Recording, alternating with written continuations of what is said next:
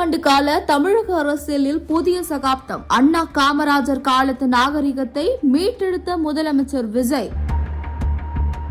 தமிழ்நாட்டு அரசியலில் சுமார் 50 ஆண்டுகளுக்கு பிறகு ஒரு வரலாற்று சிறப்புமிக்க நிகழ்வு இன்று அரங்கேறியுள்ளது. பேரறிஞர் அண்ணாவும் பெருந்தலைவர் காமராஜரும் பின்பற்றிய உயரிய அரசியல் நாகரிகத்தை மீண்டும் மீட்டெடுக்கும் வகையில் முதலமைச்சர் விஜய் என்ற எதிர்க்கட்சி தலைவர்களை நேரில் சந்தித்து உரையாடியுள்ளார். ஜனநாயகத்தில் ஆளும் கட்சியும் எதிர்கட்சியும் இரு கண்கள் என்பதை உணர்த்தும் விதமாக முதலமைச்சர் விஜய் இன்று அதிரடியான ஒரு முன்னெடுப்பை செய்துள்ளார். முன்னாள் முதலமைச்சர் திரு மு.க. ஸ்டாலின், திரு உதயநிதி ஸ்டாலின் ஆகியோரை நேரில் சந்தித்த அவர் தமிழகத்தின் வளர்ச்சி மற்றும் மக்கள் நலன் குறித்து கேட்டறிந்தார். முன்னாள் முதலமைச்சர் திரு மு.க. ஸ்டாலின் மற்றும் திரு உதயநிதி ஸ்டாலின் ஆகியோரை நேரில் சந்தித்தார்.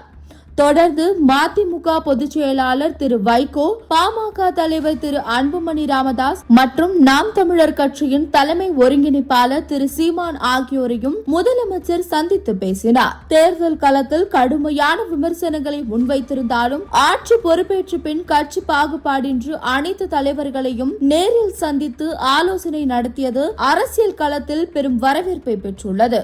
சுமார் அரை நூற்றாண்டுக்கு முன் அரசியல் ரீதியாக வெவ்வேறு துருவங்களாக இருந்தாலும் பேரறிஞர் அண்ணாவும் பெருந்தலைவர் காமராஜரும் ஒருவரை ஒருவர் மதித்து நட்புடன் பழகியதை இன்றைய இணைய தலைமுறைகள் புத்தகங்களில் மட்டுமே படித்திருக்கும். சுமார் அரை நூற்றாண்டிற்கு முன்பு அரசியல் ரீதியாக ஒவ்வொரு துருவங்களாக இருந்தாலும் பேரறிஞர் அண்ணாவும் பெருந்தலைவர் காமராஜரும் ஒருவரை ஒருவர் மதித்து நட்புடன் பழகியதை இன்றைய இளைய தலைமுறை புத்தகங்களில் மட்டுமே படித்திருக்கும். அந்த பொற்கால அரசியல் நாகரிகத்தை தற்போதைய முதலமைச்சர் விஜய் மீண்டும் நடைமுறைக்கு கொண்டு வந்துள்ளார் என அரசியல் விமர்சகர்கள் புகழாரம் சூட்டி வருகின்றனர். கொள்கை வேறுபாடுகளை தாண்டி தமிழ்நாட்டின் ஒட்டுமொத்த வளர்ச்சிக்காக ஆளும் கட்சியும் எதிர்கட்சிகளும் இணைந்து செயல்பட வேண்டும் என்ற முதலமைச்சரின் இந்த செயல்பாடு பெரும் வரவேற்பை பெற்று வருகின்றன.